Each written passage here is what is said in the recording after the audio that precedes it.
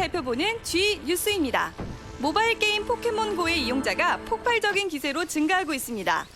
GPS와 연동해 즐기는 증강현실 게임으로 유저가 직접 근처의 포켓몬을 찾아 잡거나 배틀을 벌일 수도 있는데요. 사용자 수가 이미 유명 SNS 이용자 수에 육박할 정도라고 합니다. 하지만 포켓몬고가 서비스되고 있는 나라는 아직 극소수에 불과해 앞으로 서비스 지역이 늘어날수록 이용자 수는 더 큰 폭으로 증가할 것으로 예상됩니다. 온라인 MMORPG 월드 오브 워크래프트의 차기 확장팩, 군단의 신규 콘텐츠들이 대거 공개됐습니다. 아이템의 보관과 관리를 수월하게 하는 형상 변환과 직업과 전문화의 정체성을 강화하는 직업 업데이트, 그리고 불타는 군단 침공 월드 이벤트 등인데요. 9월 1일 출시 이후 순차적으로 업데이트될 예정입니다. 과연 출시 하루 만에 전 세계 판매량 330만 장을 기록한 전작, 드레노워의 전쟁 군주의 흥행을 이어갈 수 있을지 기대해보겠습니다. 위닝 11의 최신작 프로 에볼루션 사커 2017이 9월 15일에 출시됩니다. 컨트롤 리얼리티라는 콘셉트를 바탕으로 퍼스트 터치나 패스 등의 조작성을 크게 개선한 것은 물론 가짜 공격수, 전방 압박과 같은 팀 전술 추가와 공수 레벨의 부활 등으로 개인전의 재미를 향상시켰는데요. 시리즈 누적 판매량 9,200만 장을 기록한 인기 타이틀인 만큼 또 한 번 전 세계 게임 마니아들을 열광시킬 수 있을지 기대해보겠습니다. 모바일 e스포츠 백발백중 챌린지가 성황리에 막을 내렸는데요.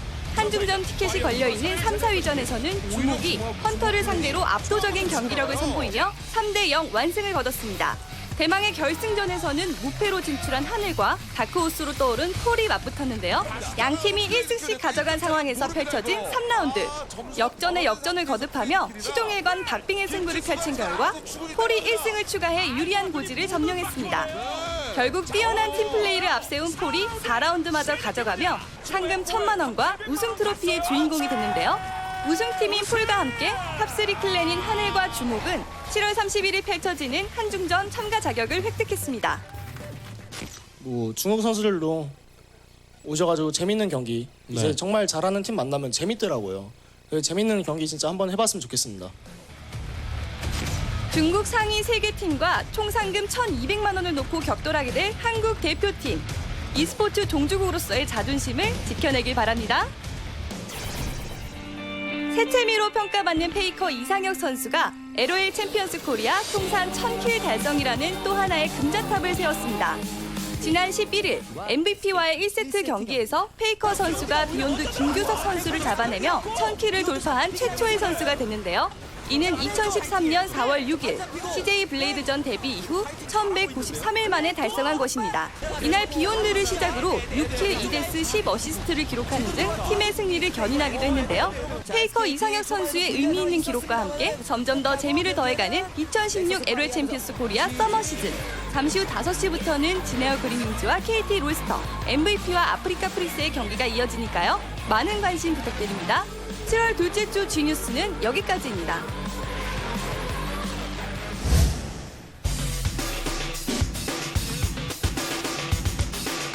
게임으로 소통하는 힐링타임. 안녕하세요. 게임 플러스 권유슬입니다. 게임의 트렌드는 물론 산업 전반을 꿰뚫고 있는 분들이죠. 두 기자님 자리하셨습니다. 안녕하세요. 안녕하세요. 네, 안녕하세요. 앞서 G뉴스에서도 잠깐 소개가 됐는데 포켓몬고의 열풍이 전 세계를 강타하고 있습니다. 네, 포켓몬고는 증강현실 기술을 이용해서요. 실제 장소에서 찾아가 스마트폰을 통해서 포켓몬을 잡고 또 수집하는 게임입니다. 미국, 호주, 뉴질랜드 3개국에서 출시돼 하루 만에 1억 다운로드를 달성할 정도로 폭발적인 반응을 얻고 있는데요. 최근에는 독일과 영국에서 서비스를 시작했고요.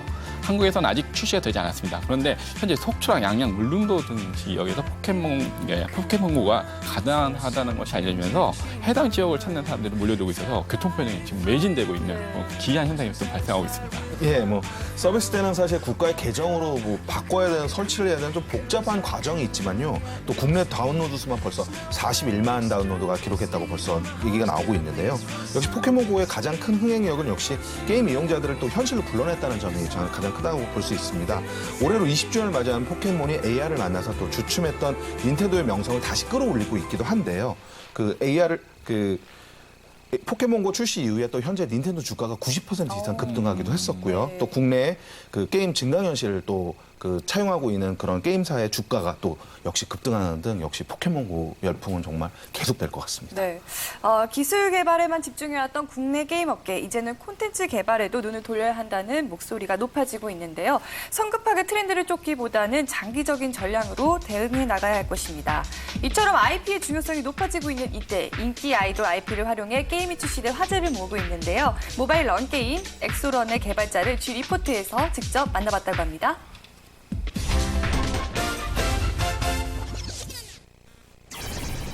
안녕하세요. 푸토엔터테인먼트의 홍철훈입니다. 저는 99년부터 온라인 게임 개발을 시작으로 게임 개발을 하게 되었고요. 그때 당시에 뭐 아시겠지만 뭐 리니지나 바람의 나라 등의 온라인 게임들이 많이 출시가 되었고요. 저도 마찬가지로 그때 2000년대 초반에 그 디지몬 배틀 콜로세움이라는 온라인 게임을 개발해서 상용을 했었고요. 그 다음에 2000년 초반에 이제 피처폰이라고 하죠. 국내 모바일 게임들이 이제 전 세계에서 어느 정도 인기도 없고 또 한국의 모바일 게임 회사들이 많아지면서 2003년 그때는 그 SAK 플레이모어에서 항상 그 오락실에서 많이 했던 킹 오브 파이터즈 모바일이랑 사무라이 스피릿 모바일 게임을 개발했었습니다. 99년부터 한국에서 게임 개발을 해오면서요. 이 컨텐츠를 개발한다는 것 자체가 항상 위기 상황과 부딪힐 수밖에 없는 그런 많은 그 사고들이 있었고요. 일단 컨텐츠를 제작하기 위해서는 컨텐츠를 개발할 수 있는 자금이 필요하게 됩니다. 그러다 보니까 항상 자금난이라는 부분에서 지금까지도 어려움을 겪고 있고요.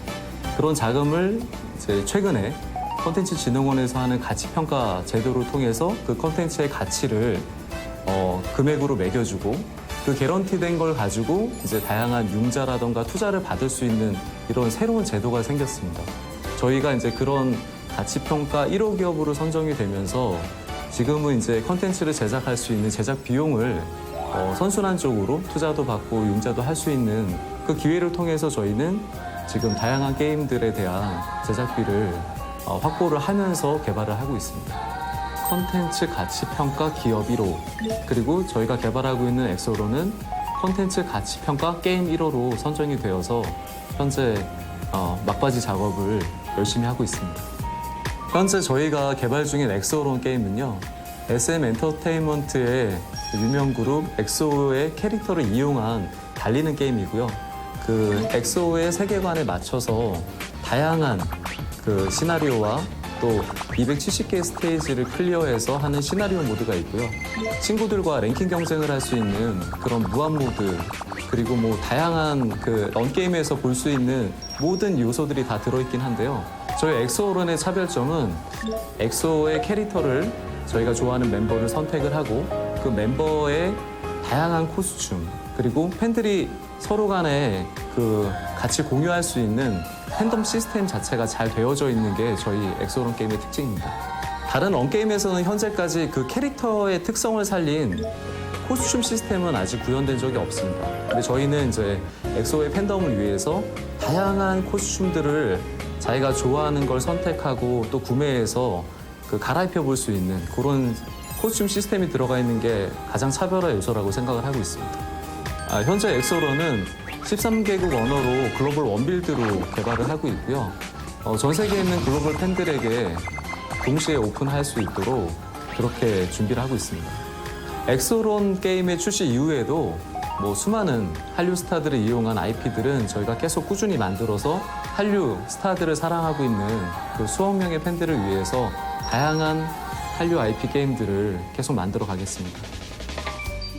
한국에서 제일 유명한 캐릭터라고 하면 뽀로로가 있는데요. 저희 그 뽀로로가 130여 개국에 방송이 되었고 정말 수많은 기네스북 기록들을 갱신하고 있는데요. 이런 뽀로로, 또 타요, 코코몽, 라바, 니나노, 지금 한국에서 유명한 애니메이션 IP도 저희가 현재 글로벌로 서비스하기 위해서 게임을 개발하고 있습니다. 현재 뽀로로로 저희가 10가지 장르의 캐주얼 게임들을 개발을 하고 있습니다. 뭐 아시다시피 퍼즐, 그다음에 뭐 버블 슈팅 게임, 아니면 뭐 아케이드 게임, 런 게임, 다양한 장르를 만들고 있는데요. 그 중에서 현재 뭐 VR로 저희가 만들고 있는 뽀로로 게임이 2종 있습니다. 하나는 뽀로로 알파인 스키고 하나는 뽀로로 스키 점프인데요. 이거는 이제 가상현실, 그 HMD를 활용한 지금 삼성 기어 VR을 활용해서 컨텐츠를 즐길 수 있게 만들고 있습니다. 그 외에도 지금 마이라바 시즌2가 현재 서비스되고 있고요. 뭐 라바를 이용한 다양한 캐주얼 게임들을 만들어내고 있고요. 이렇게 함으로써 저희는 정말 대중적인 그 한류 팬들이 사랑하는 그런 컨텐츠를 글로벌로 서비스를 할 수 있는 기회를 얻게 되는데요. 이걸 통해서 저희는 글로벌 게임 퍼블리셔로 성장하는 그런 게 저희의 목표입니다. 조만간 나올 저희 엑소론 게임 많이 사랑해 주셨으면 감사하겠습니다. 시청자분이 좋아하시는 다양한 게임이나 아니면 다양한 애니메이션을 활용한 그런 글로벌 콘텐츠들이 많이 준비가 되어 있으니 많이 기대해 주셨으면 감사드리겠습니다. 감사합니다. 네, 전 세계적으로 사랑받는 인기 아이돌 엑소 IP로 글로벌 공략에 나선 엑소런. 바로 지난주에 출시를 했는데요. 현재까지의 반응이 어떤가요? 네, 지난 7일 구글 플레이를 통해 출시가 됐고요. 구글 플레이 무료 게임 순위 5위까지 기록했습니다. 또 이건 또 글로벌 원빈으로 해외에 나가 있는데요. 애플 앱스토어 순위를 보니까 태국, 홍콩, 싱가포르에서 4위까지 또 기록을 했더라고요.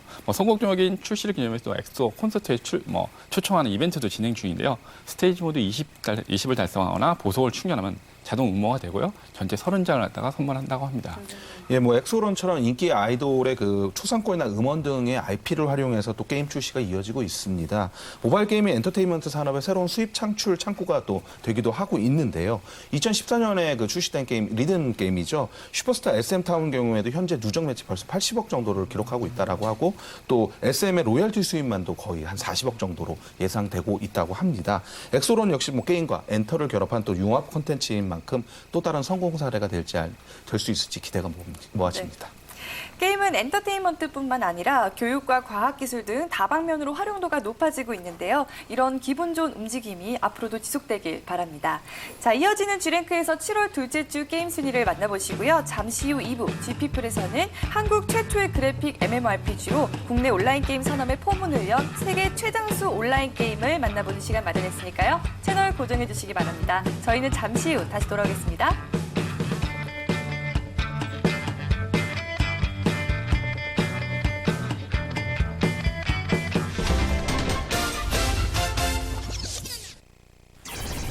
한 주간의 게임 순위를 통해 게임계의 뒷이야기까지 속속들이 파헤쳐보는 시간 G랭크. 안녕하세요. 순분남 이현수입니다. 최근 여성이 남성에 비해 게임을 잘하지 못한다는 기존의 통념을 뒤집는 연구 결과가 발표됐는데요. 미국 3개 대학의 공동 연구팀이 1만 1천 명을 대상으로 온라인 RPG 레벨업 시간을 측정한 결과 여성과 남성 모두 레벨을 올리기까지 큰 시간 차이가 없었습니다. 그간 고정관념에 의해 IT나 게임업계에 종사하는 여성들이 불이익을 받은 경우가 많았는데요. 이런 고정관념들로 인해 게임 산업 발전을 저해하는 일은 없어야 할 것 같습니다. 그럼 이번 주 순위 판도는 또 어떻게 변했을지 7월 둘째 주 온라인 게임 순위부터 시작합니다. 7월 둘째 주 온라인 게임 20위부터 11위까지의 순위입니다. 블레이드 앤 소울과 디아블로3의 순위가 3계단 하락하는 등 하위권 게임들의 순위가 모두 하락했습니다. 온라인 게임 순위 11위는 블레이드 앤 소울입니다. 블레이드 앤 소울이 캐릭터 서버 이전 부가 서비스를 출시했습니다. 서버 이전은 자신이 속해 있는 서버에서 다른 서버로 캐릭터를 이동시킬 수 있는 시스템인데요. 레벨이나 보유 아이템 등의 정보를 그대로 유지할 수 있습니다. 서버 이전권을 만드는 이유가 있을까요? 서버 이전 서비스라는 걸 만드는 데는 여러 가지 이유가 있을 수 있어요. 그냥 서비스를 만들었을 때는 뭐 예를 들면 인구 불균형이 너무 심해요. 서버별로. 여기는 너무 인구가 적고 여기는 인구가 많아. 그럴 때는 무료 이전 서비스를 오픈할 테니까 여러분들 저기 가면 한가롭게 좀 서비스를 이용하실 수 있어요. 뭐 이런 식으로 하고 유료 서비스로 만들었을 땐 유저들이 이렇게 많이 서버를 옮기고 싶어 하는데 요거를 권리를 요 이전권을 팔면은 돈을 많이 벌 수 있겠다. 서비스사로서는 매출을 좀 발생시킬 수 있는 이런 요인이 되겠죠. 무료도 아니고 유료인데 유명 서버에 한해서 선착순으로 제한을 두고 있는데요. 그렇죠. 뭐 유료 서비스인데 심지어는 유료 서비스면 언제든지 마음대로 갈 수 있게 해야 되는 거 아니냐? 뭐 이렇게 생각하실 수는 있는데 축섭이라고 저희가 불리는 서버들이 있어요. 뭐 경매장에서 거래도 활발하게 일어나고 경제 활동도 훨씬 더 좋고 경제도 꽤 괜찮은 그럴싸하게 돌아가는 그런 서버다라면 사람들이 몰릴 수밖에 없어요. 인구가 너무 많아지면은 이 대기 시간이 있으면서 쾌적하게 플레이를 할 수 없게 되는 상황이 발생을 하거든요. 그래서 시간 제한은 아마 두는 것이 아닐까. 근데 이것도 너무나 인기 폭발일 경우에는 일찍 사전에 마감시킬 수도 있을 것 같아요. 그렇게 해야지 기본적으로 게임이 원활하게 돌아가니까. 계속해서 온라인 게임 10위부터 2위까지의 순위입니다. 메이플 스토리의 순위가 2계단 상승한 가운데 서든어택2가 새롭게 순위권에 진입하며 7위를 기록했습니다. 국민 FPS 서든어택의 후속작 서든어택2가 드디어 출시됐는데요. 출시 첫날 2.56%의 점유율을 기록하며 게임 순위 7위를 기록한 서든어택2가 초반 흥행을 이어갈 수 있을지 귀추가 주목됩니다. 드디어 서든어택2가 출시를 했습니다. 플레이해본 소감이 어떠신가요? 슈팅감이나 어떤 플레이감에 있어서는 굉장히 상쾌하고 서든어택 1에서 느꼈던 그 바로바로 플레이할 수 있는 느낌, 이런 부분에 있어서는 굉장히 잘 만들어져 있는 게임이라고 생각을 해요. 근데 정말 무엇이 중요한지, 아주 집중을 어디다 해야 되는지 이 부분에 있어서 유저들의 만족도를 올리는 데 실패하지 않았나.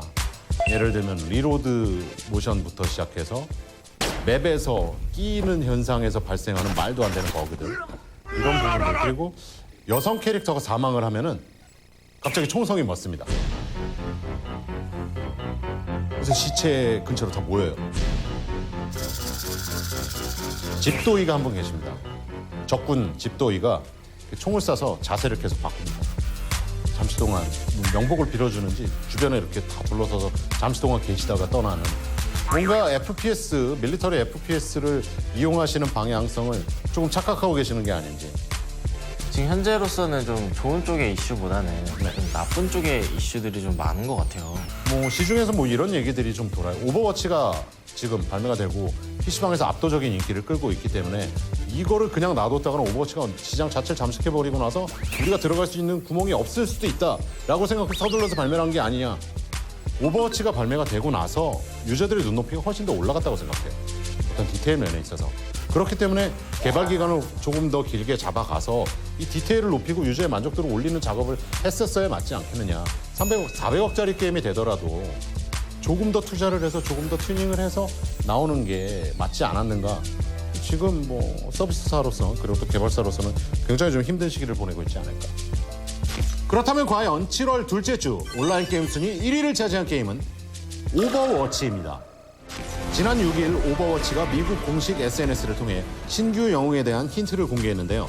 새롭게 추가될 영웅은 프로토타입 생체 라이플을 사용해 멀리 떨어진 아군에게 회복 효과를 주거나 공격력 증가 버프를 사용할 것으로 예상됩니다. 최근 오버워치에서 또 신규 영웅에 관련된 힌트를 제공해서 화제인데요. 대대로 블리자드사의 게임들을 플레이해온 사람들은 이런 힌트나 떡밥들을 그냥 놓치지 않습니다.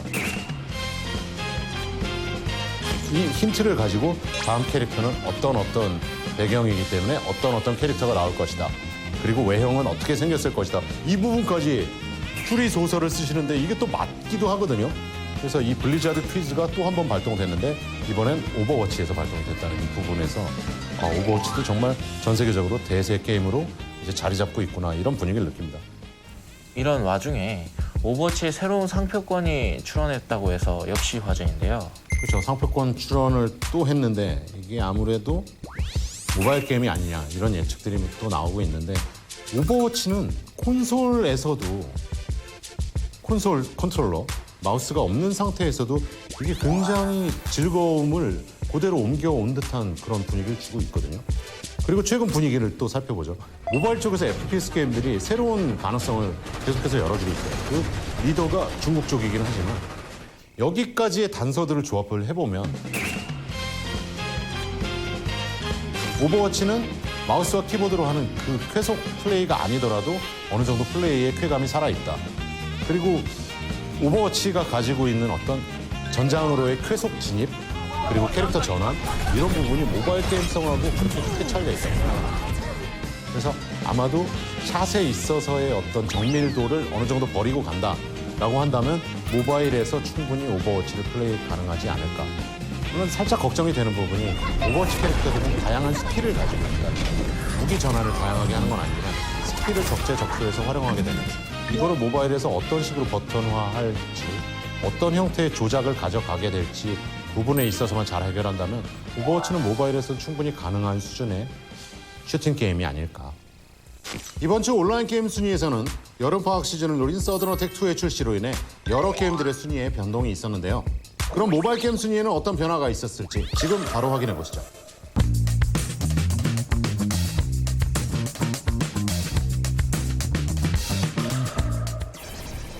(7월) 둘째 주 모바일 게임 10위부터 2위까지의 순위입니다. 여러 게임의 순위가 뒤바뀐 가운데 스톤 에이지와 마블 퓨처 파이트가 순위권에 진입했습니다. 모바일 게임 순위 8위는 스톤 에이지입니다. 스톤 에이지는 전 세계적으로 인기를 끌었던 온라인 게임 스톤 에이지의 IP를 기반으로 개발된 모바일 턴제 RPG인데요.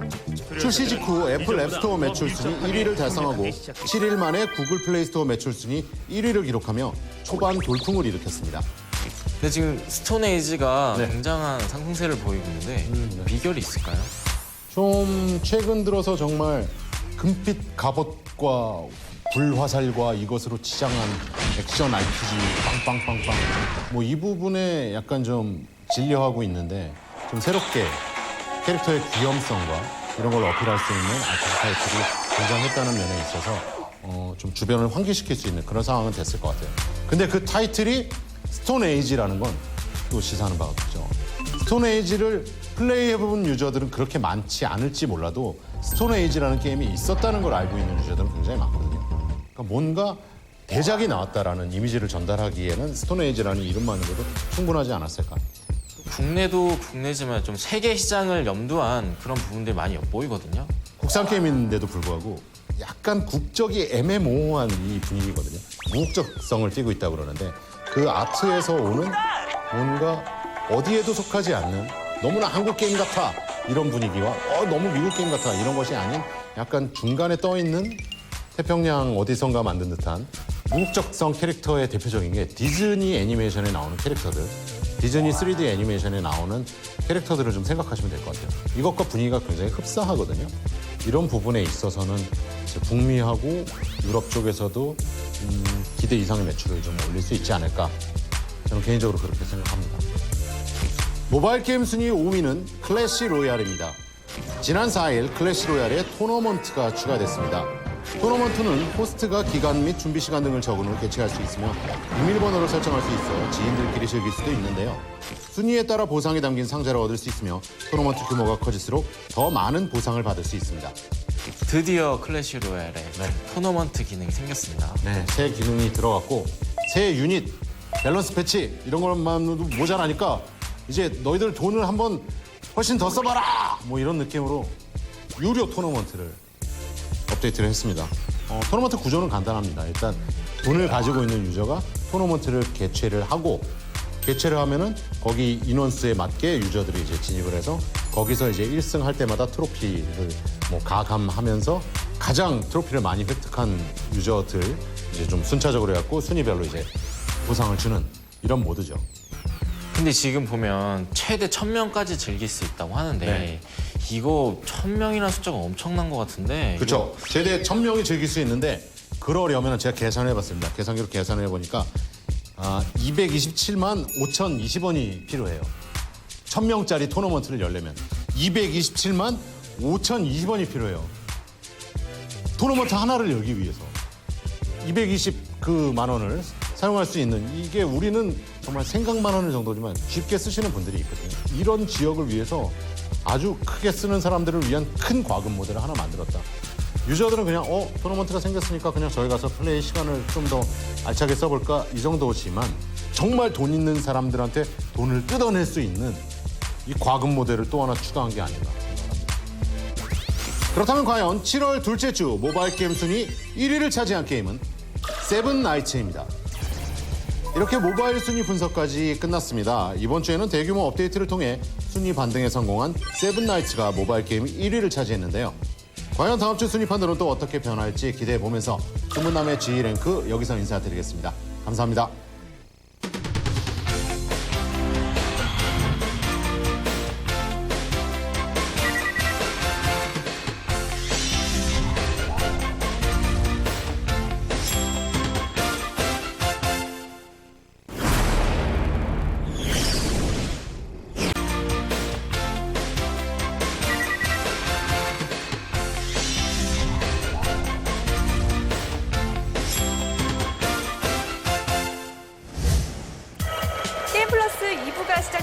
맞습니다. 90년대 초반만 해도 온라인 게임은 주로 텍스트 진행을 했었는데요. 하지만 1996년 게임의 그래픽을 입힌 이 게임의 등장으로 온라인 게임은 새로운 전환점을 맞이하게 됩니다. 바로 올해로 출시 20주년을 맞이한 바람의 나라가 그 주인공인데요. 그래서 오늘 GP플에서는 바람의 나라 박웅석 총괄 디렉터와 함께 지난 20년의 역사를 돌아보는 시간 마련했습니다. 안녕하세요, 디렉터님. 안녕하세요.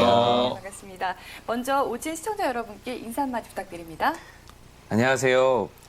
바람의 나라 디렉터를 맡고 있는 박웅석입니다. 바람의 나라 20주년을 맞아 게임 플러스를 통해 인사드리게 돼서 너무나 반갑습니다. 반갑습니다. 네, 저희도 무척이나 반갑습니다. 바람의 나라가 서비스를 시작한 지 20주년 이제 맞이했습니다. 감회가 남다르실 것 같은데 어떠신가요? 네, 처음 바람의 나라를 담당을 했었을 때 과연 20년 서비스를 할 수 있을 것인가라는 부분에 대해서 생각지는 못했었는데요. 이렇게 20년을 실제로 맡게 되니 너무나 기쁘고 그동안 바람의 나라를 사랑해주신 정말 많은 분들께 이 자리를 빌어 감사의 말씀 전하고 싶습니다. 네, 1996년 출시 당시 동시 접속자가 처음이 이제 9명으로 시작했다고 들었습니다. 그런데 현재 뭐 대한민국을 뭐 대표하는 온라인 게임이기도 한데요. 바람의 나라가 20년 동안 사랑받을 수 있었던 어떤 비결이 있었을까요? 바람의 나라가 서비스 20주년을 이어올 수 있었던 비결은 유저와 소통을 하고 함께 트렌드에 맞춰 변화를 시도를 했는데요. 지난 20년간 매년 약 평균 주 5회의 주요 업데이트나 약 100회 이상의 이벤트들을 진행을 하면서 공격적인 개발들을 해왔던 것들이 좀 주요했었고요. 무엇보다도 초창기부터 지속적으로 바람의 나라를 사랑해주시고 아껴주신 여러 유저분들이 지금까지 사실 올 수 있었던 이유인 것 같습니다. 네. 예. 그 지난 20년 동안 또 아까 말씀하셨듯이 유저들에게 사랑을 받으면서 또 다양한 기록들이 나왔을 것 같습니다. 어떤 기록들이 좀 있었을까요? 네, 2016년 기준 바람의 나라 현재 누적 가입자 수는 2,300만 명으로 되어 있고요. 네. 바람의 나라 대한민국의 국민의 절반 가까운 수준 정도가 되고 있습니다. 유저들이 레벨업을 한 횟수는 약 4억 1천만 회 정도 이상으로요. 약 1분에 한 40명 정도가 유저가 레벨업을 한 그런 수치입니다. 또한 예전에 그 서비스 당시에 정액제의 형태로 그렇죠. 이제 운영이 되고 있었는데 네네. 2005년에 이제 부분 유료화로 전환을 한 뒤에 이용자가 좀 폭발적으로 증가를 하면서 최고 동시 접속자 수가 약 13만 명 정도 기록을 한 바가 있습니다. 이후 2011년도에는 서비스 15주년에 함께 세계 최장수 상용화 그래픽 온라인 MMORPG로 기네스북에 지금 등재되고 있고요. 지금도 현재 기록을 갱신하고 있습니다. 네, 정말 한국 최초의 그래픽 온라인 게임으로서 오랜 시간 동안 트렌드에 맞게 변화를 시도해 오셨는데 그런 만큼 최초로 시도한 것들이 굉장히 많았을 것 같습니다. 어떤 것들이 좀 있었나요? 네, 방금 말씀드렸던 2005년에 이제 유료화의 모델들을 좀 변경을 했었던 부분이 있었는데요. 앞서 말씀드렸지만 서비스 9년이 이제 지난 상태에서 그 유료 모델을 변경을 했었는데 이때 이제 동접이 13만 명을 돌파를 했었고요. 네. 이때 사용자가 너무 많이 몰려서 이제 사냥터에서 이제 잡을 수 있었던 이제 다람쥐가 이제 부족한 현상이 나타났던 거죠. 그러다 보니까 이제 유저들 사이에서 넥슨은 다람쥐를 뿌려라. 아예 그런 유행어가 생기기도 했었습니다. 그리고 2007년도에는 이제 가상 캐릭터라는 형태를 만들어서 기존의 세계관보다는 조금 더 다른 역사적 배경에서 좀 플레이를 할 수 있도록 저희가 제반 사항들을 만들었고요. 그런 형태로 이제 바람 연대기 업데이트를 진행을 했었습니다. 그 뒤로는 영웅용전이나 천마전 같은 AOS류의 이제 콘텐츠를 추가하는 발판이 되기도 했었습니다. 네. 네. 말씀하신 기록들 외에도 세계 최초의 온라인 게임 복원에 성공한 또 게임으로도 남아 있어요. 바람의 나라 1996이 뭐 제주도에 있죠. 넥슨 박물관에 현재 보관 중인데요. 네. 이 복원 과정이 상당히 쉽지 않았을 것 같아요. 어떤 과정을 통해서 뭐 복원을 했고 또 어려웠던 부분은 또 어떤 것들이 있었을까요? 네, 2013년도에 저희가 이제 복원을 처음 이제 이야기를 시작했었는데요. 1996년도에 이제 초기 버전을 복각을 하려다 보니까 사실 생각보다 유실된 데이터가 너무 많았던 거죠. 네.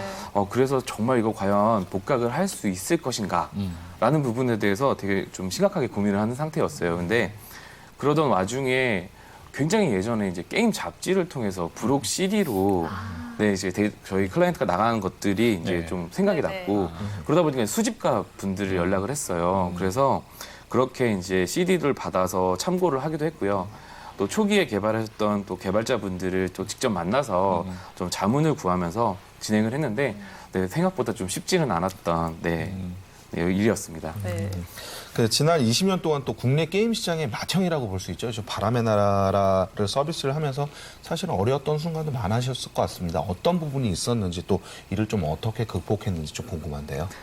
1999년도에 저희가 이제 처음 욕설 방지 시스템을 추가를 했는데요. 사실 그 전까지는 그런 온라인상에서 어떤 그 욕설이나 네네. 또는 이런 네. 대화에 대해서 필터링이 전혀 없었어요. 그렇죠. 그러다 네. 보니까 좀 그런 내용들이 개발이 되기도 않았었고, 근데 이제 대부분 바람의 나라 유저들 분들이 이제 청소년 유저들이 좀 많이 있다 보니까 네.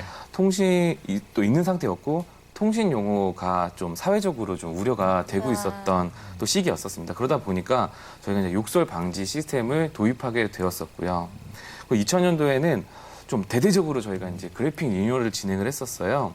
그렇게 진행을 했었었는데 유저분들이 갑자기 그래픽 바꾸지 말라고 엄청나게 이제 불만 동향이 나오면서 네. 저희가 이제 이 상태로는 안 되겠다 해서 전면 백지화를 했던 네, 그런 경험이 있습니다.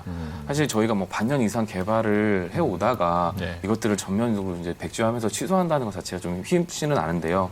근데 그 과정에서 느꼈던 것들은 이 부분에 대해서 좀 더 이제 유저분들한테 먼저 공개를 하고 테스트를 진행하면서 동향도 좀 파악하면서 진행을 하면 좋았을 텐데라는 생각이 들면서 아무래도 이제 공개 테스트 서버라는 걸 이제 그 당시 처음 두게 되었습니다. 네.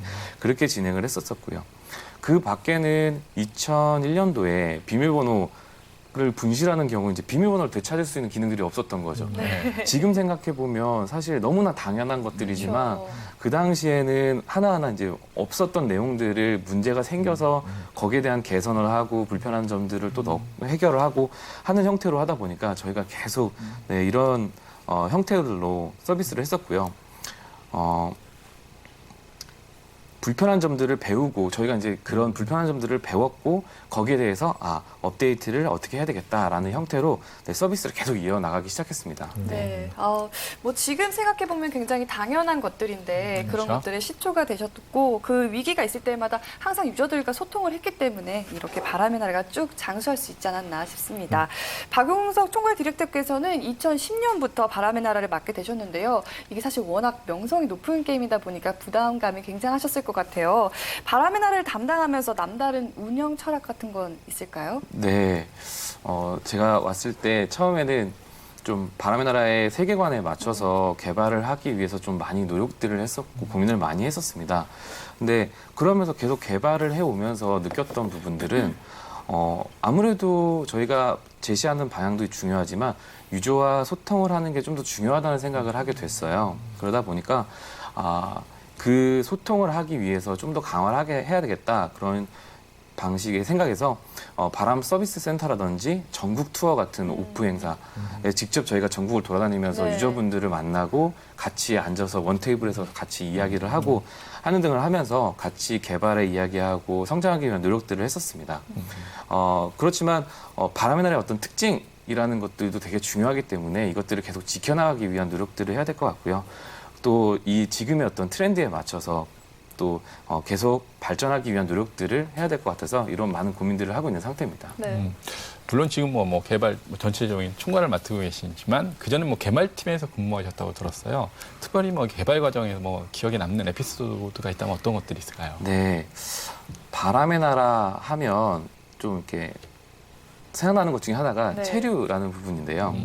캐릭터가 이제 사망을 했었을 경우에 네. 그 가지고 있었던 아이템들을 이렇게 바닥에 떨어뜨리는 일들을 하게 됩니다. 네. 네. 근데 보통 이게 30분 이내에 다시 부활을 해서 이 아이템을 다시 획득해야 그래야 이제 다시 내가 이 아이템을 주실 수 있는데요. 네. 근데 사실 그 떨어진 아이템 위에 다른 캐릭터가 서 있으면 먹을 수가 없는 구조였던 네, 거예요. 네, 네.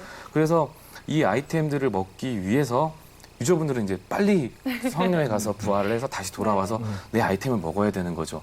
근데 어느 순간 한 유저가 여기 내가 죽었던 그 시체 위에 그 위에 이제 캐릭터가 서 있었던 거예요. 그래서 내가 먹어야 되는데 비켜주세요.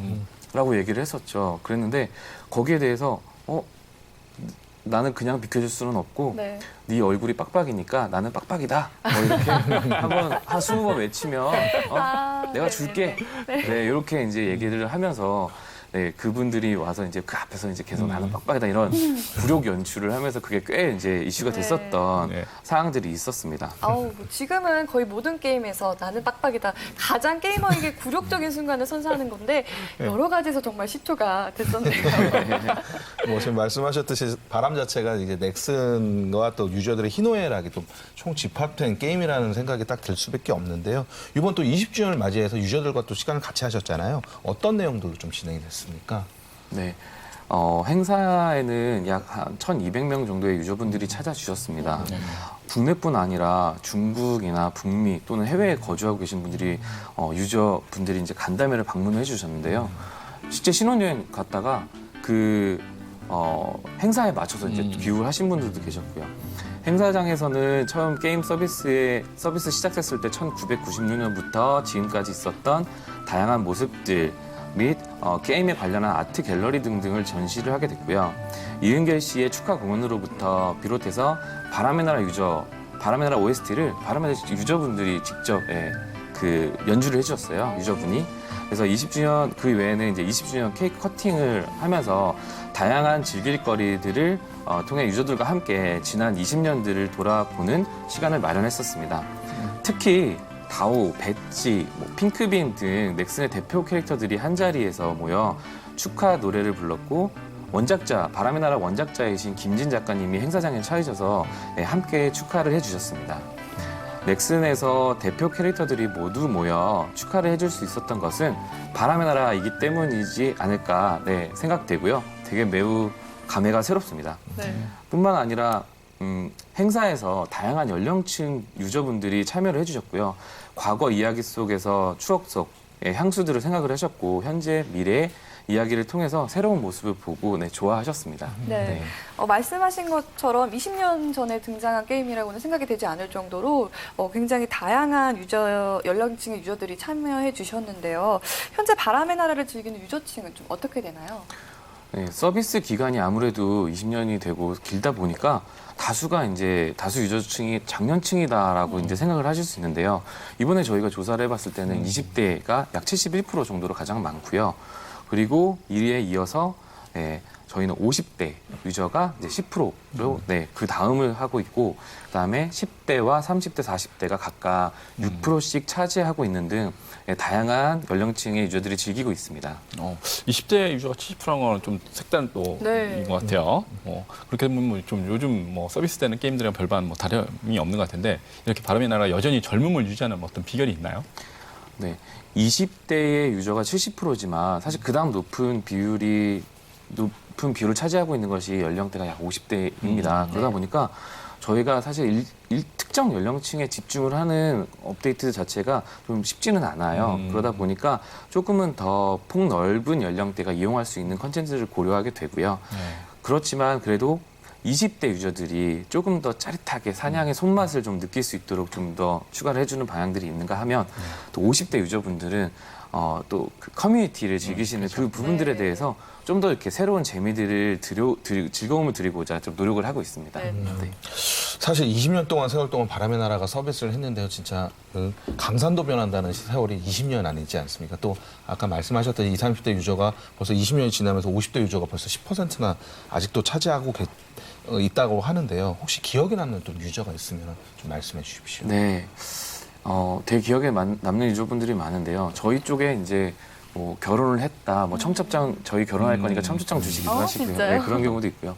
네, 저희 20년 서비스 중에 절반이 한 10년 이상 플레이한 유저분들이 약 한 35만 명이 됩니다. 그 중에 이제 그 유리 서버의 은니아라는 이제 어머님 유저가 계시는데요. 그분이 이제 많이 기억에 남는데요. 저희가 전국 투어를 하면서 실제 저희가 유저분들을 만나고 이렇게 이야기를 하고 그랬었는데요. 그 당시에 이제 어머님이랑 아드님이랑 같이 이제 이 행사에 참여를 하시러 오신 거예요. 그래서 이제 아드님이 게임 플레이를 하시나 보다.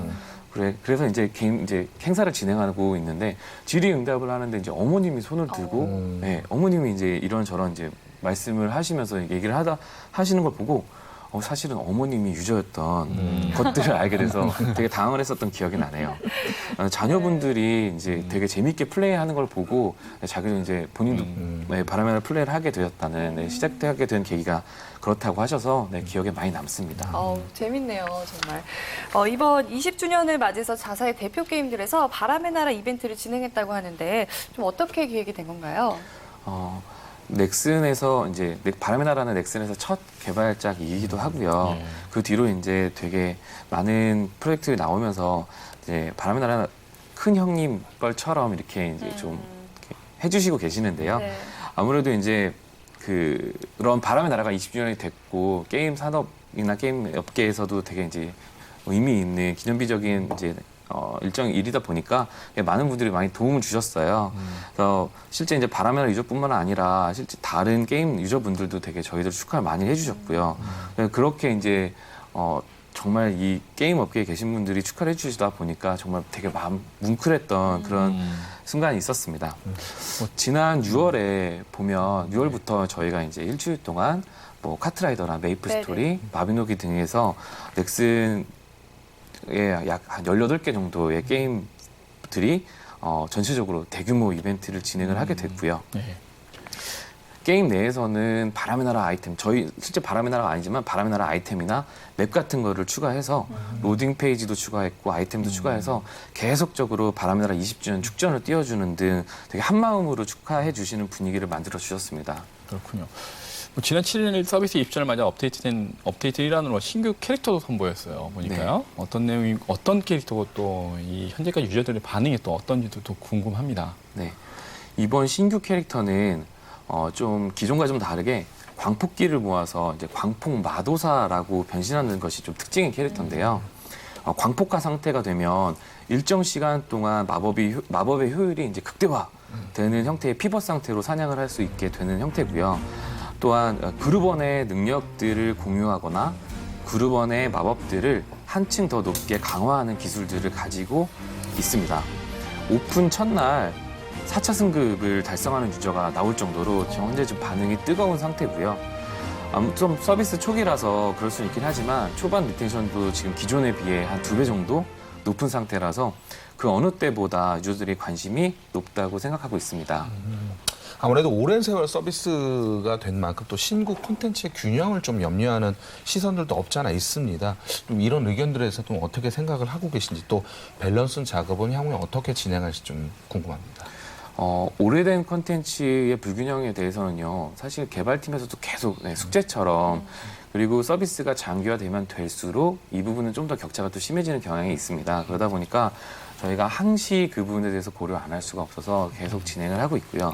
최근 같은 경우는 이제 용궁 리뉴얼 등이라든지 기존에 있었던 컨텐츠들을 좀 더 현재 수준에 현재 어느 정도 지금 다른 컨텐츠들과의 상응할 정도의 밸런싱 작업들을 지금 틈틈이 진행을 하고 있고요. 사실 아직은 그래도 많이 부족한 상태입니다. 그러다 보니 하반기를 비롯해서 계속 향후 지속적으로 해당 내용들에 대해서 개선을 할 수 있도록 진행을 하고 노력을 할 예정입니다.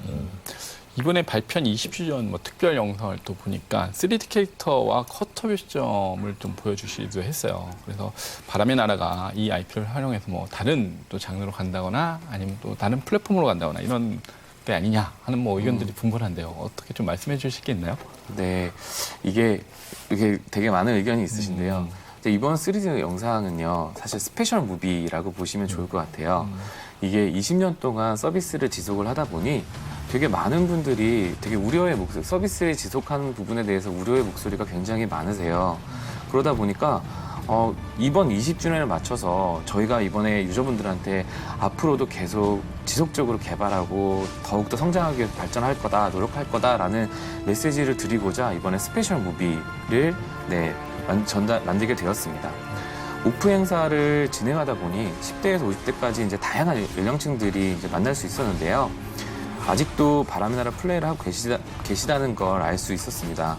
앞으로도 다양한 연령층이 모두 하나가 될 수 있고 조화를 이룰 수 있도록 개발을 해 나갈 예정이고요. 세계 최장수 상용화 그래픽 MMORPG라는 대기록을 유지할 수 있도록 최선을 다하고 노력을 할 예정입니다. 네, 지난 20년 동안 대한민국 온라인 게임의 맏형으로서 쉼없이 달려온 바람의 나라. 도전을 두려워하지 않은 열정이 바로 세계 최장수 온라인 게임이라는 타이틀을 만들어낸 원동력이 아닌가 싶습니다. 앞으로 30년 또 40년 후의 바람의 나라는 어떤 모습일지 기대가 되는데요. 앞으로도 새로운 도전이 계속되길 바라보겠습니다. 디렉터님, 오늘 나와주셔서 감사합니다. 감사합니다. 자, 오늘 게임 플러스는 여기까지입니다. 마지막으로 확률형 아이템 규제에 대한 엄재경 해설위원의 논평 함께하면서 이 시간 마치도록 하겠습니다. 함께해 주신 여러분 고맙습니다.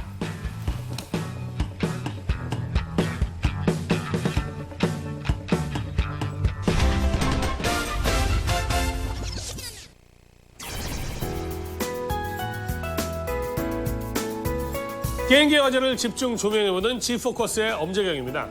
오늘은 확률형 아이템 규제에 대해 이야기해볼까 하는데요.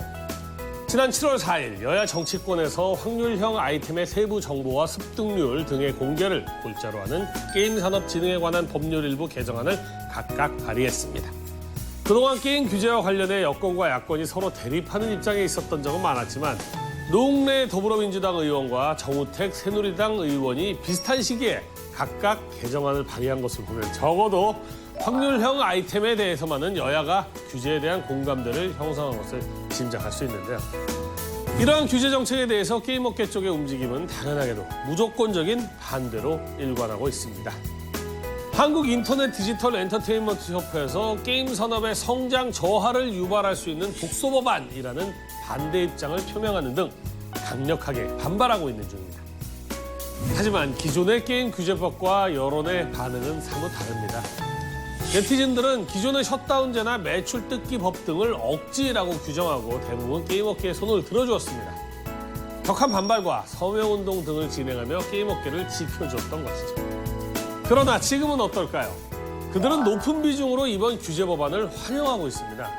이번 법안을 보고 든 생각은 단 한 가지입니다. 올 게 왔구나였죠.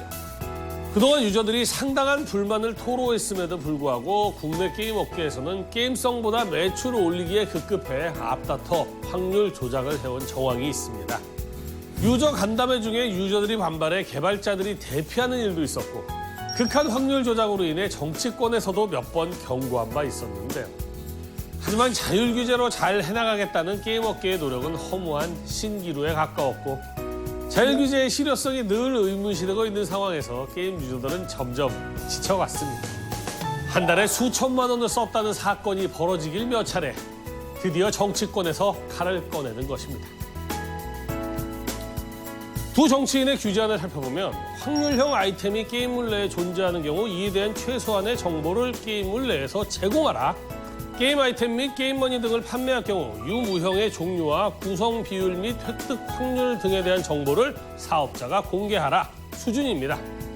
게임 업계가 자율 규제로 잘 해나갔다면 절대 만들어지지 않았을 법안이며 또 시행됐다고 해도 전공법으로 게임 사업을 하는 게임사라면 아무 문제가 없을 법안들이죠.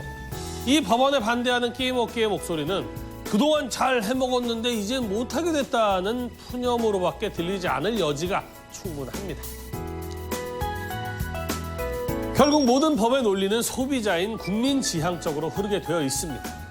누구나 반발할 만한 억지 법은 막히지만 국민이 좋아하는 법은 통과가 되게 되어 있죠. 지금부터라도 게임사들은 정신을 차려야 합니다.